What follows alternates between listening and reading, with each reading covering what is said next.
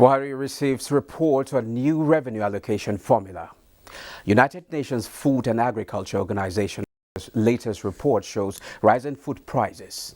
Central Bank Governor and independent assets managers signed template for Infraco implementation.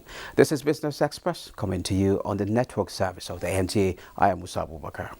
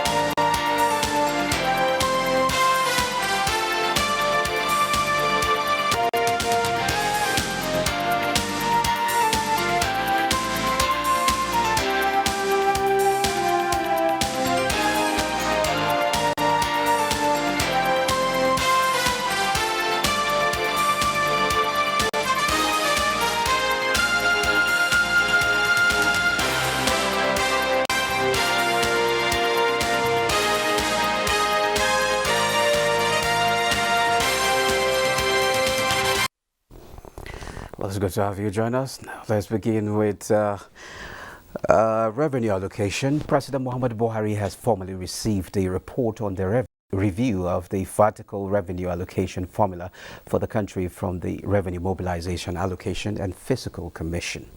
The report recommends a reduction of 3.33% from the current federal government allocation, as well as an increase of 3.07% and 0.44% for states and local governments. The president said, as an advocate for grassroots development, he remains committed to ensuring that all tiers of government are treated fairly, equally and justly in the sharing of national resources. The following new vertical revenue allocation formula emerged and are hereby advised. Federal government 45.17%, state government 29.79%, local government 21.04%, special fund ecology 1%, stabilization 0.5%, development of natural resources 1.3%, federal capital territory 1.2%, total 100%. The submission of this report today, Mr. President, aligns with your avowed commitment to ensure that basic fundamentals are strengthened for equitable and just allocation of resources to all tiers of government for sustainable development in our country. Ordinarily, I would have gone ahead to table this report before the National Assembly as a bill for enactment. However, since the review of the vertical revenue allocation formula is a function of the roles and responsibilities of the different tiers of government, I will await the final outcome of the constitutional review process.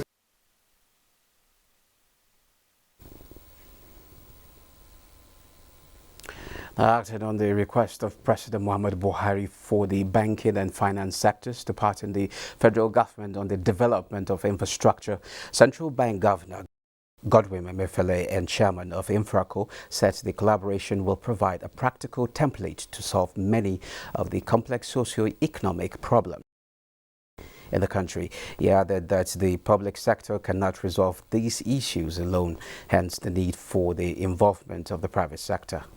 And the rest of them. So they will be disbursed in tranches, not as if we're going to raise 14 trillion at once and then they'll be sitting idle. The era when funds are raised and then they sit idle, I think is over. I think we need to be able to think about smart ways to ensure that things are done correctly. Lagos Ibadan Second Niger Bridge have reached advanced stage of completion. You are correct, but we know that some portion of it needs to be completed, funding needs to be completed. It might interest us to know that the federal government, while we're still working, putting together Infraco structure and the rest of them, had requested Infraco to look at these three roads, and we had disbursed about 163 billion naira in bridge funding to continue, so that we have projects that we are using to support government.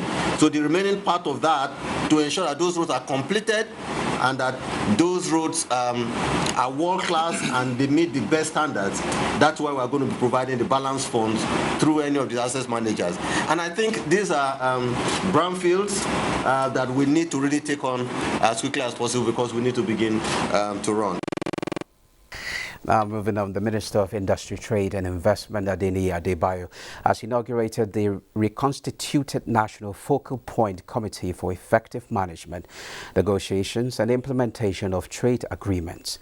The 44-member committee is expected to engage with all relevant stakeholders to refine all ongoing or future trade policy reforms and negotiations strategies with a view to creating more trade opportunities through improved market access for investment. With a view to ensuring that trade, investment and technology policies serve as the core enablers of growth and the sustainable development of the Nigerian economy. Uses trade to achieve the broad national development objectives of structural transformation, industrialization, economic diversification, employment generation, and poverty alleviation.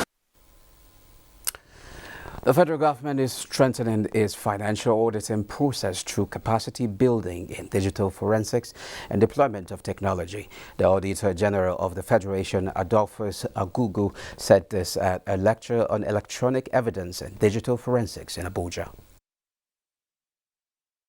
This era of digital accounting, it is imperative that you should go digital in auditing as well. So we, from the audit house, we see it as a priority for us. Electronic evidence is the way to go, and digital forensics, it is the in thing. It is what a must for any audit that want to survive in the 21st century. Now, more than 15 million decent jobs must be created for Africa by 2025 if governments are serious about making a dent in its unemployment crisis. This is according to a new charter titled the People's Charter on Jobs in Africa, created by the Jobs Now Africa Coalition as part of its new #Jobs Now Africa campaign. Recent figures from the Africa Development Bank Group show that while 10 to 12 million youths enter the workforce each year, only 3 million formal jobs are created, leaving more than half of the new entrants into the labor market unemployed. The charter called for a commitment to effectively tackle the unemployment crisis on the continent by harnessing the potential of a strong youth population. The question is, who creates these jobs and how? What is this campaign all about? Well, we also have been trying to find out, and to answer these questions and more is Joshua Alade.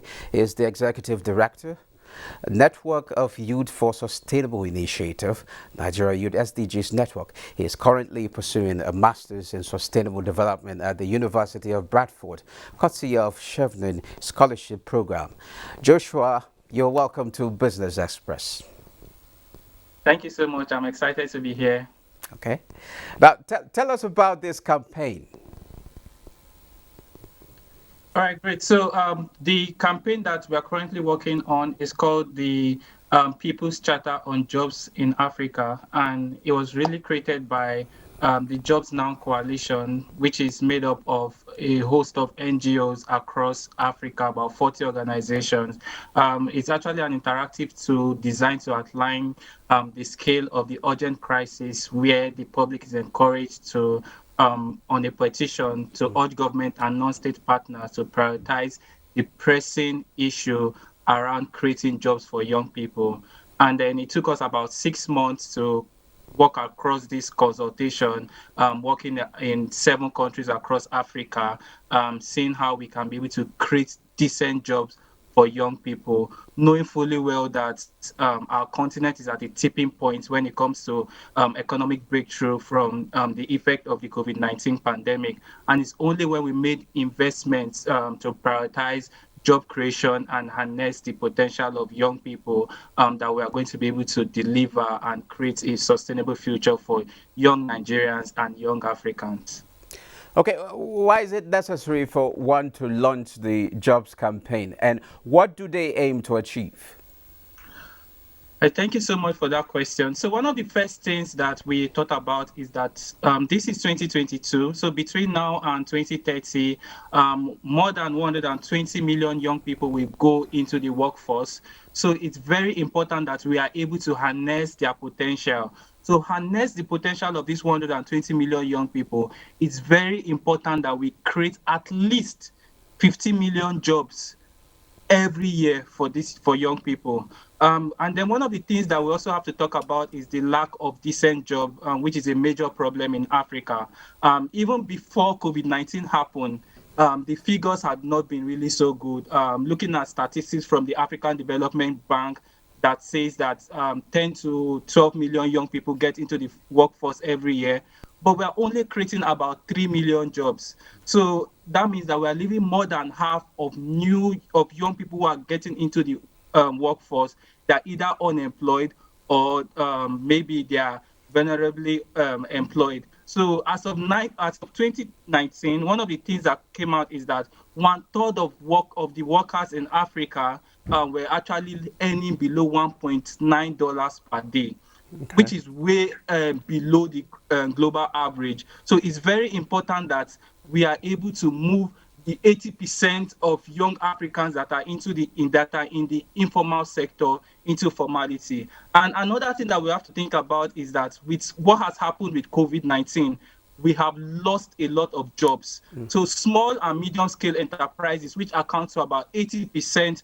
of employment across Africa, most of them have become bankrupt. So it's very important that we are able to first think about access to finance and ask ourselves, how can we account for the 70% of Africans that are actually the working poor? And finally, one of the things we always say is that, putting job creation apart, it is very important that when we create jobs, we make it sacrosanct, because creating jobs is important for us to be able to recover post COVID-19, and we need to tackle this head on. Okay, when will the launch of the campaign take place, and how long will it run for? All right, great. So the campaign has happened. We actually launched this last week. We launched it across Africa last week. And our goal is that by 2025, we want to be able to create 15 million jobs annually. And the campaign will actually run for like 3 years. And we're looking at the possibility of extending it for a further 2 years, because when we push on with this campaign, we are sure that we are able to deliver jobs for young Africans where they need it. Okay, which African countries will be the first to launch the campaign?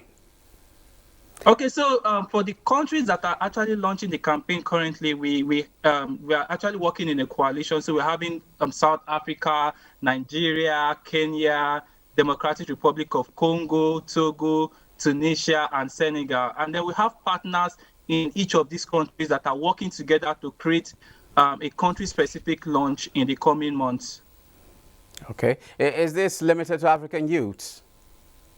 Yes, so this is limited to African youths, but then everybody across the world can come around to support young people in Africa, support our partners across every one of these countries, to make sure that our campaign is successful. Okay, is it public or private sector driven?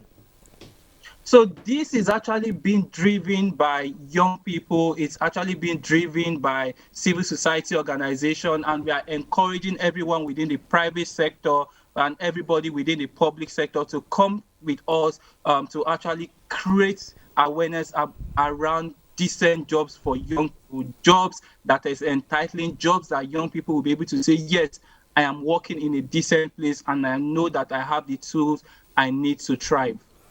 Okay, well, what impact do you aim to achieve from this? So one of the things that we want to achieve from this is, first, we want the public to be aware about the need for decent work. Like, we want everybody to know that you have that you can actually add your voice to creating decent jobs for young Nigerians, to creating decent jobs for Africans. And because of that, we actually launched a campaign website, which is www.jobsnowafrica.org. So the first thing we are actually aiming to do is get everybody within the public to be aware about our campaign, to add their voice to our campaign, and also work with governments, work with the private sector, work with the public sector around policies that we have. How can we implement these policies so that we'll be able to create decent work for young people? For instance, in Nigeria, just last year, the Federal Ministry of Youth and Sport actually launched the Nigerian Youth Employment Action Plan, which is supposed to create about 3.9 million jobs for young people who have been affected by the pandemic. So we want to raise awareness about every one of these things. We want to see how we can mount pressure on national and local governments to demand accountability and policy changes, especially towards empowering young people and make it easier for business, as is highlighted in our jobs charter. Okay, thank you very much, Joshua Alade, Executive Director, Network of Youth for Sustainable Initiative. The Securities and Exchange Commission (SEC) is currently working along with other agencies on strategies to tackle any potential cybersecurity threat on the Nigerian capital market. Bosede Abel reports that the Director General of SEC, Lamido Yuguda, disclosed this on Thursday while briefing journalists on the outcome of the first Capital Market Committee meeting of 2022. Yuguda told journalists that while cyber threat has significantly raised efficiency level, it has triggered a new set of risks which the Commission must recognize and guard against. This, according to him, necessitates the need to work towards a sectorial strategy for tackling these risks. The SEC does not register any Ponzi scheme. The SEC only registers bona fide operators in the capital market. A Ponzi scheme, by definition, is an unlicensed, unregistered operator that is taking people's money, mostly with the intent to defraud. And investors should really shun these kinds of schemes.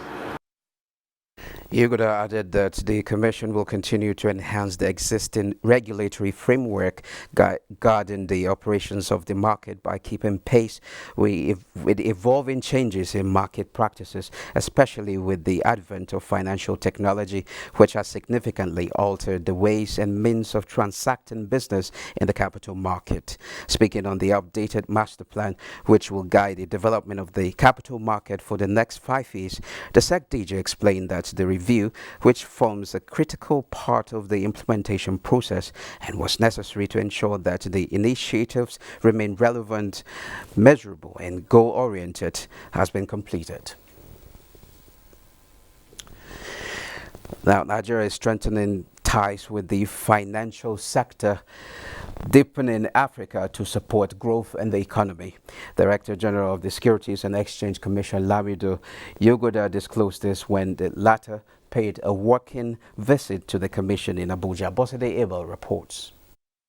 During the visit, both parties reviewed Nigeria's 10-year capital markets master plan, which seeks to support the country's economic resilience, human resource transformation, digital infrastructure, post-COVID economic recovery, as well as the effect of Russia-Ukraine war on global economy. Director General of the Securities and Exchange Commission, Lamido Yuguda, says the financial sector deepening FSD Africa and the Commission's partnership will continue to build efficient and inclusive economic system.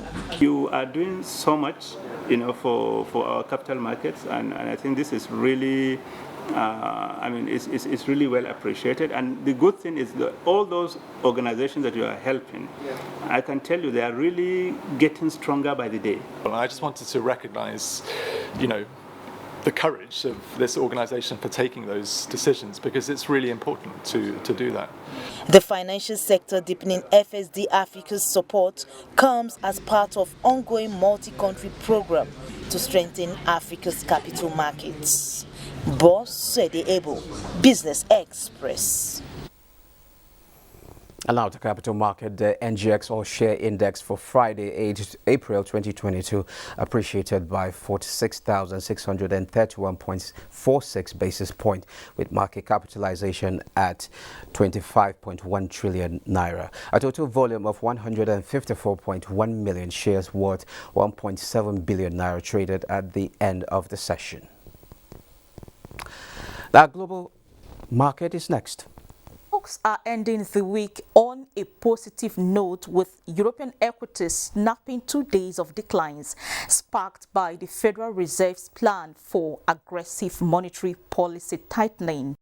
The DAX in Germany jumped 1%, London's FTSE topped 0.93%, while France's CAC 40 climbed 1.35% to lead gains. In Asia, it was mixed trading this Friday as Chinese technology stocks slipped. Hong Kong's Hang Seng Index fell 0.24% to 21,872.01. The Shanghai Composite rose 0.47%, while in Japan, the Nikkei 225 advanced 0.36%. Major stock indices in the U.S. advanced as investors continued to appraise the likelihood of tighter monetary policy from the Federal Reserve to combat inflation. The Dow Jones Industrial Average climbed 85 points, S&P 500 appreciated by 0.21%, and Nasdaq 100 gained 0.25%. And in Africa, nearly all stocks were in the green, with South Africa's JSE Africa Top 40 outperforming with a 0.73% gain, while Kenya was in negative territory. And that's Global Market Review. I am Neka Oku. The Group Managing Director of the Nigerian National Petroleum Company Limited (NNPC), Mele Kyari, has informed the House of Representatives Committee on Petroleum Upstream on the level of crude oil theft and vandalism and how such acts of crime are impacting the sector. Mele Kyari explained that measures have been put in place to improve production output and increase revenue. The GMD suggests setting up of special courts to prosecute the culprits behind these acts of economic sabotage. What we are seeing today, we have not seen it in the last 20 to 25 years in terms of production numbers. Within a distance of less than 20 kilometers, we remove 85 insertions within 3 weeks. More revelations have come beyond what we imagined, and we don't want to preempt what we are looking for. Let's move away from disasters foretold to an era of disasters prevented. Crude oil theft is said to have grossly affected daily production output, which necessitated adjustments to the fiscal framework by the federal government to amend the 2022 Appropriation Act. The United Nations Food and Agriculture Organization released figures indicating that the food prices are surging at the fastest pace ever, a situation attributed to the war in Ukraine worsening a global hunger crisis. While food commodity prices in the month of March reached their highest levels ever, affecting grains, vegetables and cooking oil. The cereal price index rose to 17.1% higher in March than in February, driven by large rises in wheat. Now on that note, let's take a trip to the commodities market.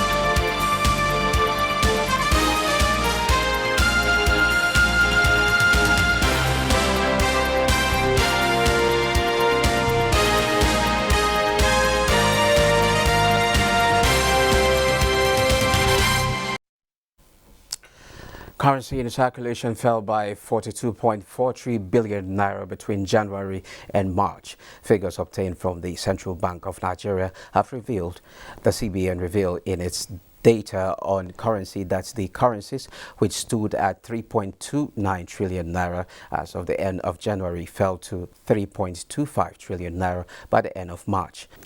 That wraps Business Express for this week. Remember to keep in touch with us, so do send in your comments, observations and suggestions. Also be informed that all previous episodes are available on YouTube on the NTS channel. Business Express returns Monday.